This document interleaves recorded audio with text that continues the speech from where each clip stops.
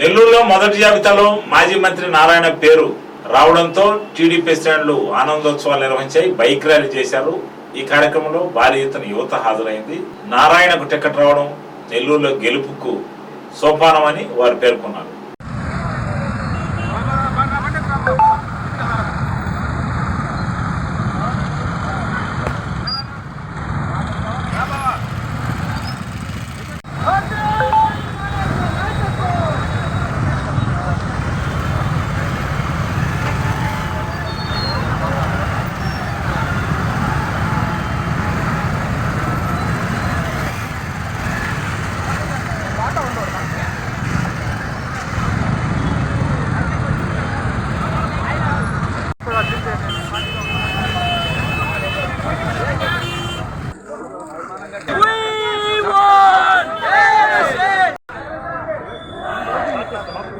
Telugu Desam party యువత తరఫున ఈ టిట్కో హౌస్లు నా దగ్గర వచ్చున్నాం. మేము ఇవి అన్నీ గతంలో మా పార్టీ అధినేత నారా చంద్రబాబు నాయుడు గారు సార్, డాక్టర్ పొంగూరు నారాయణ గారు సార్ ఆధ్వర్యంలో ఇవన్నీ కట్టబడాయి.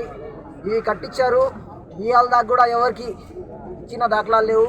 ఇచ్చినా కానీ కరెంట్ లేదు, వాళ్ళకి వాటర్ లేదు, చెత్త క్లీన్ చేయడానికి ఇక్కడ ఎవరు వచ్చి చూసే పరిస్థితి కూడా లేదు అని మా కళ్ళతో మేము ఇక్కడ చూస్తున్నాము.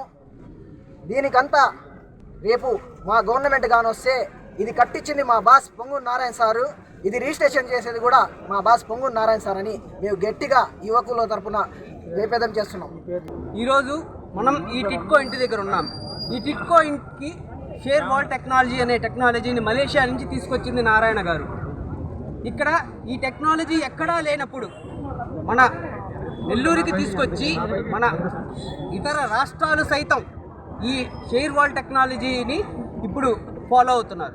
ఈ టెక్నాలజీ గురించి ఇంతగా ఎందుకు చెప్తున్నానంటే, యువత ఈ టెక్నాలజీ గురించి ఇక్కడ ఉండేది పేదలు నిరుపేదలు, వీళ్ళకి ఎంత క్వాలిటీ గల భవనాలు కట్టిస్తున్నామో మన యువత అంటే ఇప్పుడు అప్డేటెడ్గా ఉంటాం.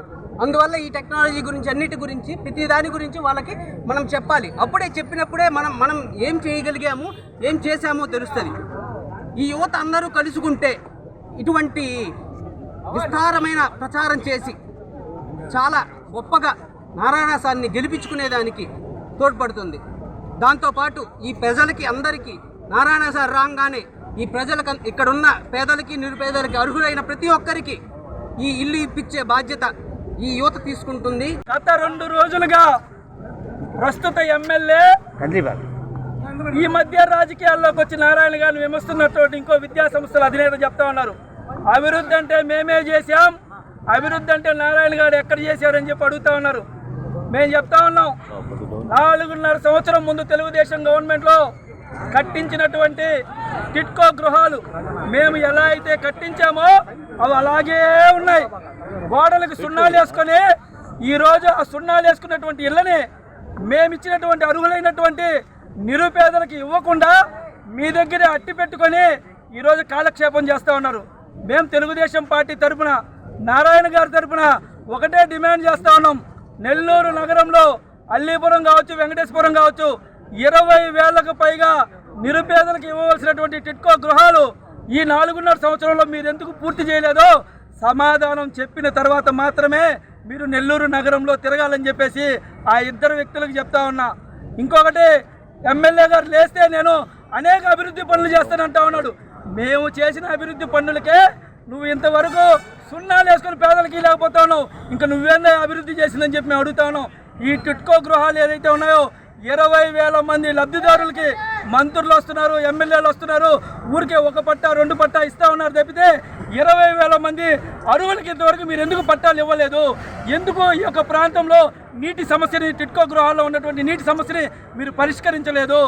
ఎందుకు శానిటేషన్ ఏదైతే ఉందో చూడండి, ఈరోజు ఇక్కడ కట్టించిన నారాయణ గారు కట్టించినటువంటి పార్కులు కావచ్చు, నారాయణ గారు కట్టించినటువంటి గ్రీనరీ మొత్తం ఈరోజు కొలాప్స్ చేశారు. కాబట్టి నిరుపేదలకి ఇల్లు ఇచ్చేంత వరకు, నిరుపేదలకి టిట్కో గృహాల్ని అందరికీ అర్హులైనటువంటి ప్రతి వ్యక్తికి ఇచ్చేంత వరకు తెలుగు యువత పోరాటం చేస్తూనే ఉంటుందని చెప్పేసి ఈ సందర్భంగా తెలియజేస్తూ ఆ యొక్క కమిడియన్కి, ఆ యొక్క జఫ్ఫాలకి ఇద్దరికి చెప్తా ఉన్నాము, మీరు చేతనైతే అభివృద్ధి చేసి తర్వాత నెల్లూరు నగరంలో నారాయణ గురించి మాట్లాడండి, అంతేగాని నారాయణ గారు ఏం చేయలేదు ఏం చేశారో మేము ఇక్కడ చూపిస్తా ఉన్నాం.